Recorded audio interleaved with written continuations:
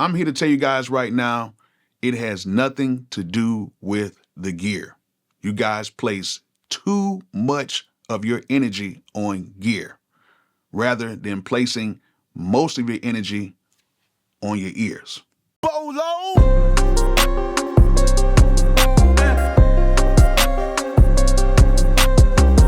Like I said in this title, it is not the equipment, it is you. Now, certain people think that if you buy a whole bunch of expensive equipment, everything is just going to be so much better. Or even buying that one expensive plug-in, that things are just going to be so much better. And I'm here to tell you it's not. I have pretty much every plug-in that you can think of. I have a whole bunch of gear that you guys see right here. I have hardware. I have a whole bunch of stuff. And right now, if I do not know how to use none of it, it's not going to do me any good. I see people time and time again that come into my inbox and say, well, I have an MPC too, and it doesn't sound right. I should have just stayed in the box. Or I was making beats on the MPC or any other type of, beat making product, and I went into the box and it doesn't sound right. Either way, what I can tell you is I work on hardware and I work sometimes on software, and I can still get a good sound on hardware or on software because over the years I have learned certain techniques. I've learned from certain people. I've been in certain environments to where I know how certain things are supposed to sound, even if I'm using very expensive stuff or very inexpensive stuff. The problem with a lot of you guys is you're not around people or around certain situations to where you can get better. That's the main thing. A lot of you guys are around people or just pretty much around yourselves, and you really have no type of bar to go off of. That's one of the main reasons why I moved here to Atlanta, and I wanted to be around people that can raise my bar a little bit higher. And over the years, it's went up a lot. When I first got here, I thought I was pretty good until I got around other people that were way better than me. Now, I know some of you guys are probably thinking, well, what if we live in a small town, or, what if we don't have the means to go to a city or try to, meet up with people like that? Well, the thing is, that's why we have places like YouTube. It's a whole bunch of stuff on here that's really good, and there's a whole bunch of stuff on here that is really bad. And I try to tell people that when you are looking up certain videos, whether it's me or whether it's anybody else on here, you want to make sure that they are consistent in what they do and that they do what they say that they do. Have they, produced on albums? Have they mixed on albums? Do they have real industry credits? Do they have streams? Do they have certain songs? Are they still currently in the industry? If they're not in the industry, why they're not currently in the industry? What's the story behind everything?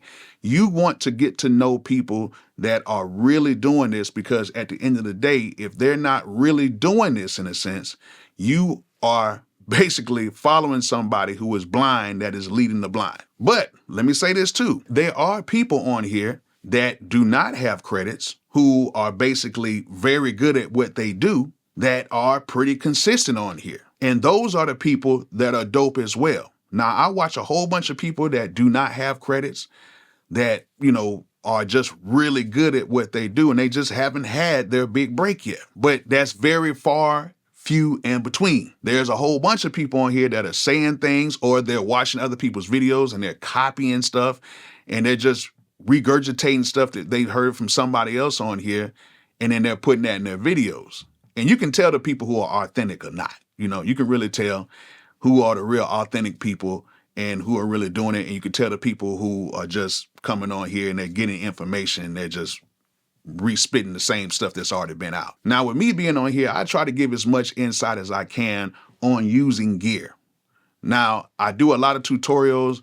I do beat making videos. I do live beat making. I do a whole bunch of stuff like that just to try to show you guys how to use this stuff, because I get a lot of things from different manufacturers, and they try to get me to show you guys certain products. And when I'm doing that, I'm trying to do it in a way to where I can educate you in a fun way and to where you guys can learn. And one thing that I've always tried to stress to you guys while we're doing this is that regardless if you have a very expensive piece of equipment or if you have something that is not as expensive, the way this stuff sounds right now and the way this stuff has came up over the years, you can actually get you just a very basic setup and still have a professional sound. I'm telling you because that's the way that I did it. Like, for real, my biggest record was made on very cheaply made stuff. The only thing that was expensive in the studio that day was a U87 microphone. Everything else was very inexpensive. The audio interface was like $200. We had Pro Tools, and that's pretty much about it. And then we had some Waves plugins. That was it. And that was pretty much my whole life leading up to that. It wasn't until past that moment to where I started buying more and more gear. But what I did learn is when I did have certain gear, I had MPCs, I've had keyboards, I've had all that stuff before that, and I was inside of the box as well. And what I did learn is when I would make stuff on my MPCs and on my keyboards, and when I would make stuff inside the box, I learned over time how to make both of those situations sound good. What that basically meant is I didn't need either or. It was basically a preference at that point. And now my preference right now is to do a lot of stuff in standalone because that's my workflow that I like right now. Is it better than making beats inside of the box?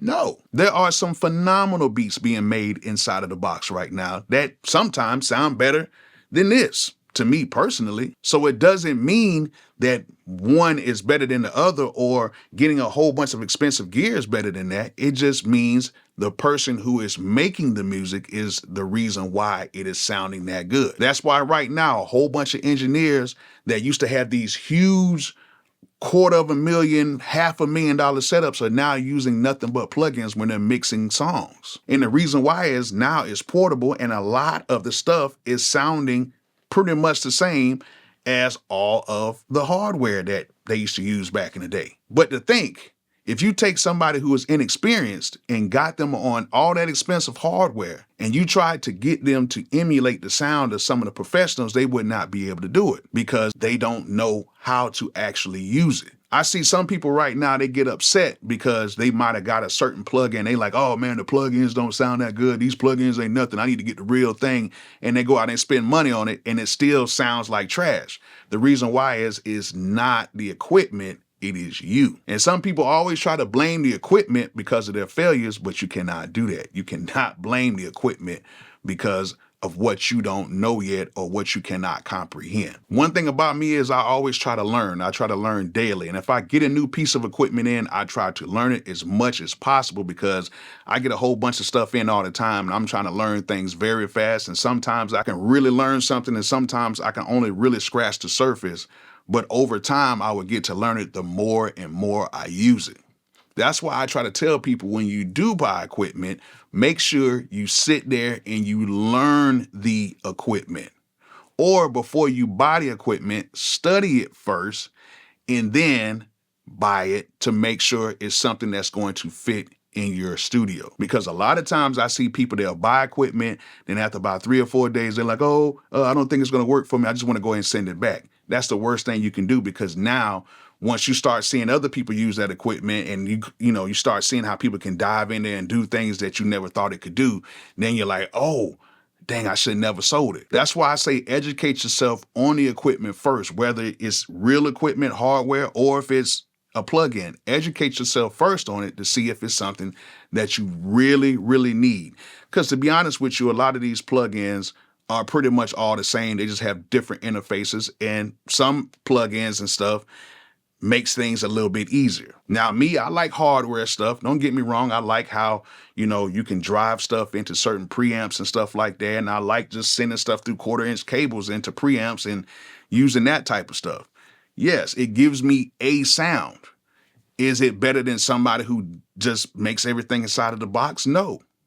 Because some people have plugins inside of the box that can emulate the same things that I'm doing, and they can pretty much make it sound better than what I have. There's a whole bunch of people who mix beats and make beats better than me. and they don't have nowhere near the amount of the stuff that I have. So when I came to the realization that it's not about this, it's more about this, then I understood where my place was at in music. My place is to do this and to get better at this. And then, dabble sometimes inside the box. But when I'm recording the whole song, I'm pretty much using all plugins when I'm doing that. Even though I do have some outboard gear here, I still use mostly plugins because that's what works for me.